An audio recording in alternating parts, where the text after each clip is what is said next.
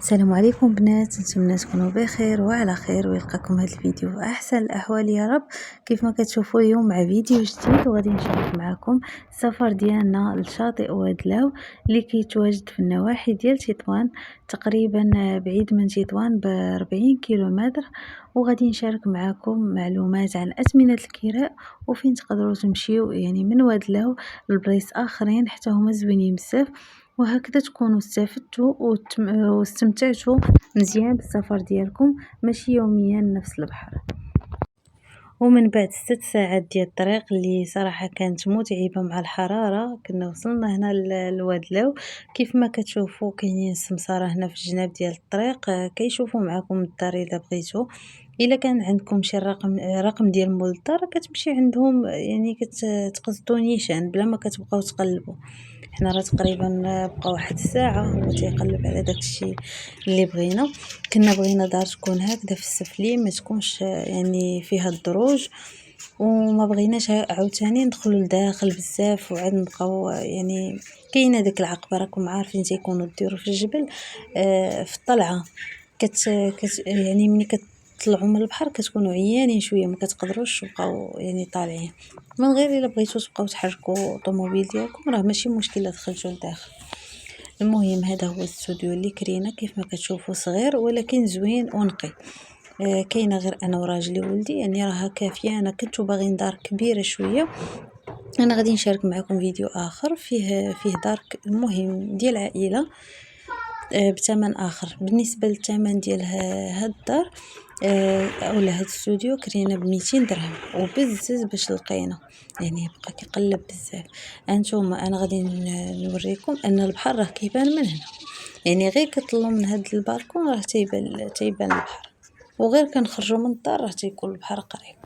بالنسبه لهاد الدار الثانيه انتم كيف ما كتشوفوا فيها هاد سيجور، فيها هاد البيت نعاس وبيت اخر.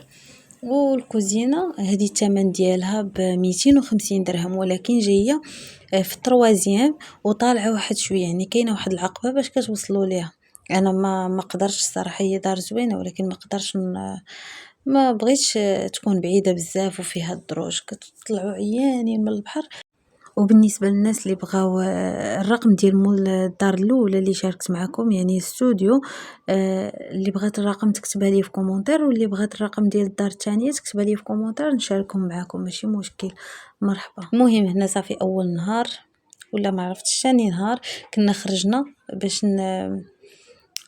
باش نمشيو للبحر. كيف ما كتشوفوا انا غادي نشارك معكم هذا البحر. وبالنسبه غادي نعطيكم معلومه اخرى، انكم تبقاو في الدخله ديال وادلاو يعني حدا داك التيران. كيف ما شاركت معكم هذه المعلومه العام اللي فات، بقاو غير في هاد النواحي اللي قراب. الا مشيتو دخلتو داخل حدا السوق كاين تما الصداع بزاف، يعني كاينين بزاف ديال الناس باغيين الراحه، ما باغينش داك الضجيج اللي تيكون. الدنيا عامره والصداع والغواز وما نقياش بزاف. الا بقيتو غير في الدخله ديال وادله وراها نقيه بزاف، كيف ما كتشوفوا البحر ديالها راه نقي. الا دخلتوا لداخل غتلقاو البحر عامر، كلشي عامر والصداع بزاف. هنا الدنيا كالم وكلشي قريب ليكم. واللي نقدر ننصحكم به انكم قبل ما تكريو اي دار حتى تدوروا مزيان وتقلبوا وتشطروا على راسكم، وكل واحد كيمشي على قد جهده على قد الاستطاعه ديالو. راه كاين اللي كيبغي الديور ديال 400 درهم، كاين اللي كيبغي لي ريزيدونس فيهم بيسين. المهم كل واحد كيمشي على جهده، وداكشي اكيد اللي بغيتوه راه كتلقاوه. وهنا شاركت معكم الجو كيفاش داير في الليل. مهم غير سمحوا لي هدرت بزاف، ولكن راه كنبغي نوصل لكم الافكار والمعلومات كل حاجه في بلاصتها باش هكا كلشي يستافد، كيف ما حتى انا قبل ما نمشي استفدت من فيديوهات اخرين. المهم هنا كاين داك البارك، كاين هنا فين يلعبوا الوليدات، كاين داك المعرض كيف ما شفتوا. المهم كاين فاش دوزوا الوقت هنا في الليل.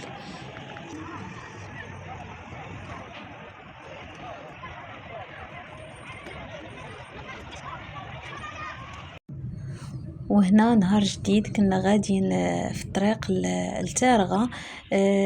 مهم هاد تارغة وازنتي قاع عسراس وادلة وكلهم كيتسموا في النواحي ديال تطوان. يعني هاد تارغة بعيدة على وادلة ب 14 كيلومتر تقريبا 21 دقيقة ديال الطريق. المهم هنا في الاول كنا مشينا يعني القدام، ما مشيناش حدا هاد الصخرة هادي. المهم انا هاد الفيديو درتو غير باش نستافدوا كاملين كيف ما حتى انا غلطت. كنا مشينا في الاول قدام، عاد سولنا الناس باش رجعنا لهاد البلاصه. وضروري تجيو حدا هاد الصخره لحقاش يعني كيجيو فيها تصاور زوينين، واحد الفيو كتكون زوينه بزاف. وشوفوا ما شاء الله على النقاوه اللي كاينه في الماء صافي، وكيف ما كتشوفوا ما كاين لا مواج لا حتى شي حاجه. وانا غادي نصور لكم يعني من تحت الماء باش تشوفوا فاش كتدخلوا راه كيبان لكم اللي كيعوم حداكم. وما تنساوش ديو معكم هاد اللي بالغين، لحقاش كيف كتشوفوا داك الحجر الصغير ما غاديش يخليكم تعوموا براحتكم. وهذاك الحجر راه كاين في جميع الشواطئ ديال الشمال، يعني ماشي غير في هذا البحر ديال تارغة. وهنا صورت لكم من فوق ديك الصخره اللي كاينه باش تشوفوا يعني الشاطئ ديال تارغة كامل. وهنا كان نهار جديد مشينا فيه الأوشتام، حتى هو كاين في النواحي ديال وادلاو، بعيد من وادلاو تقريبا بواحد 15 دقيقه اللي هي 11 كيلومتر. ما بعيدش بزاف. كيف ما كتشوفوا ديك الصخره كطيح الظل ديالها.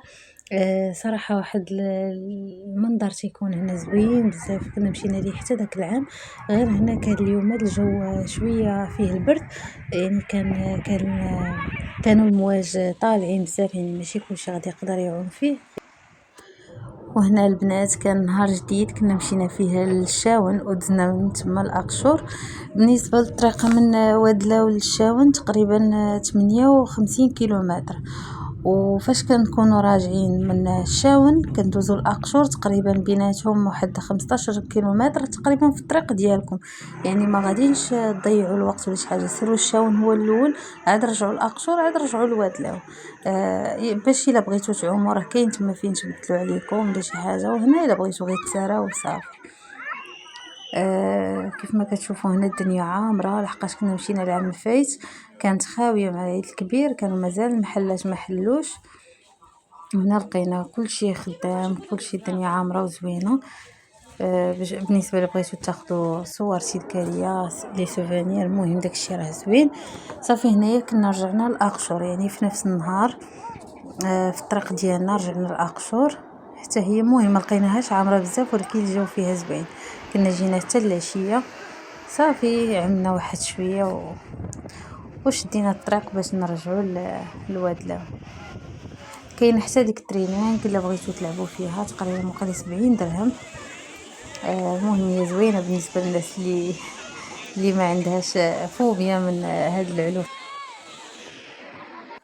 وبالنسبه لهاد البلاصه هادي راه فيها فين زعما الناس اللي بغاو يحطوا الطونط ديالهم. كاين هنايا واحد البيوت كيتكراو. صراحه ما عنديش فكره على الثمن ديالهم، ولكن كاين المبيت هنايا يعني عندكم فين تجلسوا.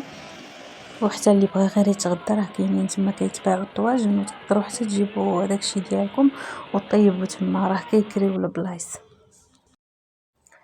وهنا كنكون وصلنا لنهاية ديال الفيديو. نتمنى من الفيديو ديال اليوم يكون نال اعجابكم وتكونوا استفدتوا منه، يعني تاخذوا افكار. بالنسبه اللي بغات النمره ديال المحل اللي كرينا، مرحبا تكتبوها لي في كومونتير. وما تنساوش ديال لايك والاشتراك وتفعلوا الجرس باش توصلوا بكل جديد. نخليكم الى الفيديو المقبل ان شاء الله، بصحه وراحه.